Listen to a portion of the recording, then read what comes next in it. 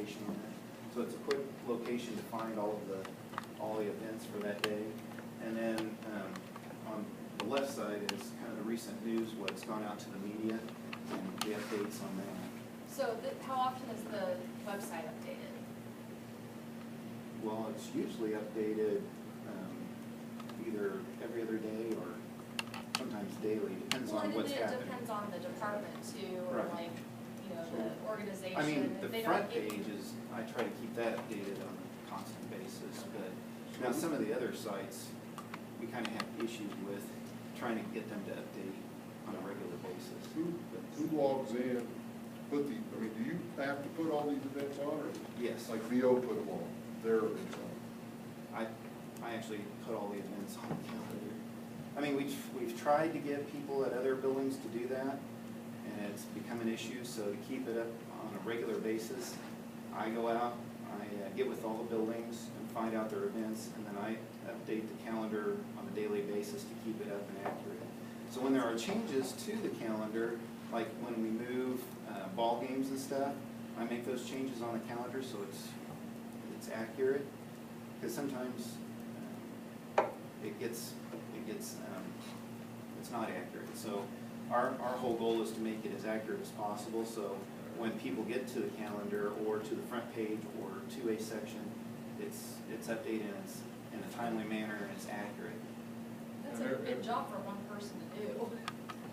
Well, if I don't do it, if I'm not doing it, it doesn't seem to get done. So I just have taken it on. And the other thing too is I've got all the calendar events, and then I can shift those over to Facebook and Twitter. So those are out there for all the followers and all the people that are on the likes, and then I can update that on a daily basis. So it's constantly out there, and it's being updated on a daily basis. I just want to say at the meeting that we've attended on the website design, there was an understanding that was problematic to have be referred to a different website and that's part of what Chris is trying to do at this point, is to standardize and consolidate and to make that website a lot more user-friendly and make almost have an area, like, depending on your status as a student or a staff member or a parent or a community member, is sort of have something that's more individualized for you. So I think some of that's going to be resolved in the future, even though it still is kind of the way we've traditionally had it right now. So I'm hoping that will. That's something that would be. And I will comment, I was telling Dr. Eighth I had the opportunity to check another district's website just because I was in that town and I wanted to go watch a ball game, and the website for the things that we would like to see improved is still much stronger than that district's website by a lot. Okay. But we are working on enhancing the website. So we're looking at getting a new, fresh look by the fall. So when school starts up, we'll have a new website up and running. Which is it's just a constant way of building on and enhancing your communication. Also wanted to mention right quick, parent survey on 5.2 to increase community engagement. We do a survey on an annual basis to get input from families on the schools and districts. The schools hold, like we were talking before, family nights, math nights, open houses. They're doing more open houses to bring parents in, to communicate with them more, especially on the first grade readiness portion of it. They've kind of changed how they do that, and we're getting that information out to parents. Instead of having just a literacy night, they're breaking out the groups of kindergarten family parents to discuss kind of where their child's at and the things that are taking place in kindergarten. And then we've worked really hard using the Garden City Public Schools Foundation to help strengthen and broaden the ties between the schools and the community. For an example, we have wheat fields on Main that we've worked with the last number of years, where they've sold bracelets, and a portion of the sales go back to support music programs in the district. This last year, actually had a grant to go to music teachers to purchase instruments for the music education programs in the district. We've also worked to establish partnerships with local businesses to make available fundraisers. One of the bigger ones that we have been working with is Freddy's. They have a fundraiser almost every Monday and Tuesday night. I can attest to, because I've attended almost every one. My wife is now going on a diet here in June, so. But it's been a good experience with that organization. It's been positive not only for them, but for us as well. It brings out families to the events, and it ties the schools together with the families, and it's a nice evening. McTeacher Night also, we work with McDonald's in the fall and spring semesters with various elementary schools, and they have teachers work at the McDonald's sites, and it brings out the kids and families, and it engages them, and it's a fundraiser for the schools. We also have like Pizza Hut, Papa John's, Muya's, and then we've had, like recently, the Virtus Motor Company has the Drive for Your School event, where you can take a test drive, have a car, no strings attached or anything, just hop in, take a quick survey, and it raises money for our organization. So those types of things bring community members to our school, but also it ties the community together to help in various ways to raise funds and to engage not only the schools, but the various businesses. And with that, I'm keeping it short and brief so we can keep it under an hour, hopefully. Any other questions that you have? Questions? Just a compliment, I think our district is going leaps and bounds ahead of where I projected we would be in communication and collaboration at this time from when I started serving on this board. I think our changes are very positive, and we're definitely going in the right direction. So I just don't want you to take my comment about the website personally. I just look at it as a device that I think we can enhance. Sure. But we're doing good with what we've got, and And it is communication's something definitely that, better than it has been. I mean, look at our readiness program. Talk about collaboration and communication. That's a great example of how we're getting parents involved at an early age, and that's going to kind of change the culture of what the district needs for these kiddos to succeed. So I think overall communications. well, and we've even used the iPads at the high school to communicate with students on various events and activities. The high school website's got various apps to communicate their sporting events and activities with an app that can update automatically. So we're doing lots of things to try to communicate. It's just, we just constantly have to keep doing it. It's a very dynamic industry. Sure. And And it changes with the technology that we have as well. Yeah. I mean, it's just something that we have to kind of keep on top of and keep changing and molding as we keep moving forward.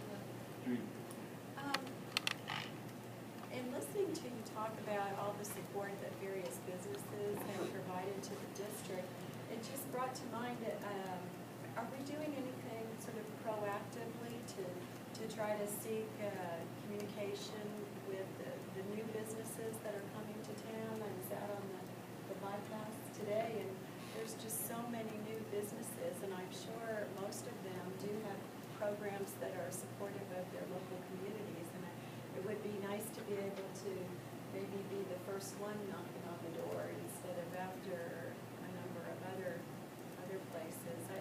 I know that, when you bring employees in or you try to get employees, you want to have, a good educational system where you are, so I think we're in a good position to ask, for their help and their support.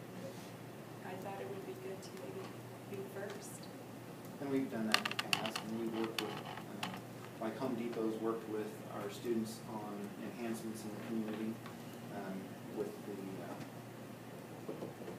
just lost, the right program, well, not Abbott, It's the city involvement program where we get our students to go out and pick up trash. Neighborhood improvement. Yeah, NIP, Neighborhood Improvement Project, where they've helped out with that on various assignments and things. So we do go out and we do talk to the businesses and see how they can help us, and if they do have scholarships or if they can help us in various ways.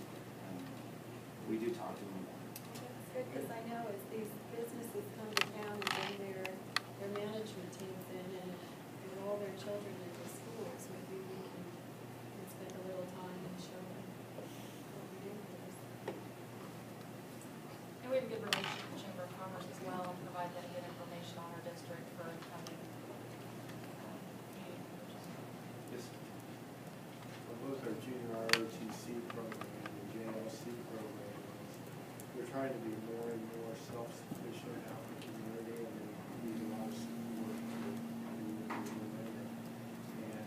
and right now, for instance, I know the JLC, or excuse me, the junior ROTC program is out trying to fundraise to see if they can build a building to house their program, because the program is getting much larger.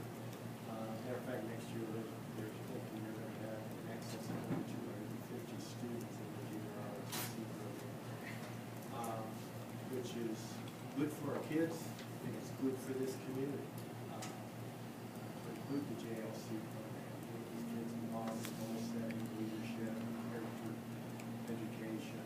It's good. So it's just one of many programs we have. But they're out there beating the bushes. They're looking for anybody and everybody to try to help them out. Anything else? Thank you, Gordon. Board open discussion, I would ask Jean for comments on the advocacy meeting. Well, last Thursday, there was a summer school law and then also an advocacy meeting here in this room. And KSB brought out quite a few people. John Heim was here, Mark Tallman was here, Donna Whiteman was here, and a number of the other KSB folks. It was really nice to be able to not have to travel and still have that expertise here. So they will be having more around the state. Most of them are not particularly convenient, but if you travel for your work, you might be able to find them that is coincides with that. But they'll also be doing more programs in the fall. So if you can kind of look at their website and see it was, as usual, very well done and very worthwhile. I'd also like to mention that, and I noticed it on their website, that there is and for their 2014 convention, there is a call for programs and discussions, and I know that we, as a board, did one on the board last time, and I didn't know if anyone would want to maybe be thinking about something that either some or all or various, I know we're doing the model schools, some sort of presentation where we can contribute from Garden City might be something to think about in the future. It's in Kansas City this year, right? Our readiness program is pretty amazing, and it's very infantile, but we have some data, but not as much as you would like if you were going to present, but that's something that this district, or is unique to our district and is new. That's something to think about. Well, I think it's really good to be able to contribute because those meetings are so much stronger when you hear from other districts. And I think a lot of folks with our common core presentation, we kind of sat up and took notice of Garden City. And those type of things are also going to be good for our recruiting efforts in the future because people will just know more about us. And I also just wanted to mention that we had a very nice staff appreciation lunch on the 23rd of May, I think, a couple of Fridays ago. And it was really nice to see that there were a number of staff members who retired, came right back. So, that's kind of nice, and it's a good endorsement for the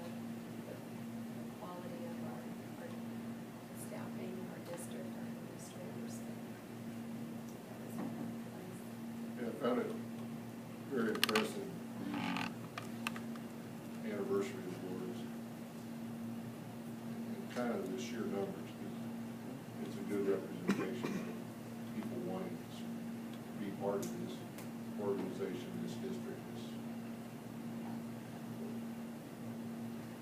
I would have to agree, because I think if you look at any industry, any business, you don't, in this day and age, you don't tend to see people working there for decades, like you do in our district. There are a number of people who've been there 20, 30, almost 40 years, so it's, it is very impressive. Any other comments tonight Yeah, I got a postcard in the mail from DC. Did you guys receive a postcard? from the band? Okay, that's what I thought. I didn't recognize any of the kid names on it. But it was pretty cool to get a postcard. I thought they I were, thought it was awesome. I thought they were all doctors. Yeah. Dr. Dennis may have a little comment. I do. I had the privilege and pleasure of traveling with the band to Washington, watch them and march with them in the parade. I was squirting water at them to keep them cool because it was about 86 degrees. Sounds fun. They saw a lot. Lyle and his staff kept them busy. Went to the Arlington National Cemetery with the Smithsonian's. Kids represented this community and their schools very well. I'm really proud of how they handled themselves throughout, and they performed very well. Comment, I had the opportunity to watch our girls softball team at state last Thursday. Our girls got to see something they never get to see, rain. And it rained about fourth inning, and rained heavily. And an hour and a half later, they were back playing again, water standing on the field, ground through there, Blue Valley got it cleaned up and straight back up, and they went back to playing. And unfortunately, the team that they were playing, Washburn Rural, got a little hot on them and scored a couple of 3 runs right immediately, and we ended up losing 7-4. But Washburn Rural ended up winning the state, so we played the state champion.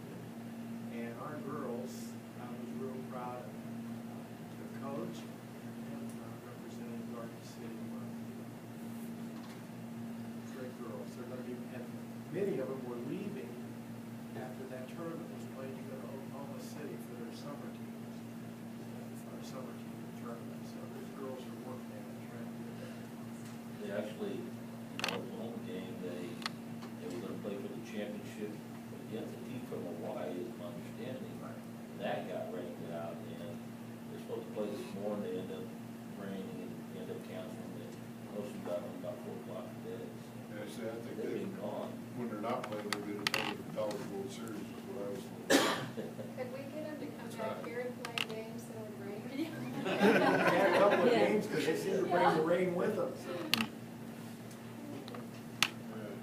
Anything else? The next board meeting will be Monday, June 16th at 6 o'clock.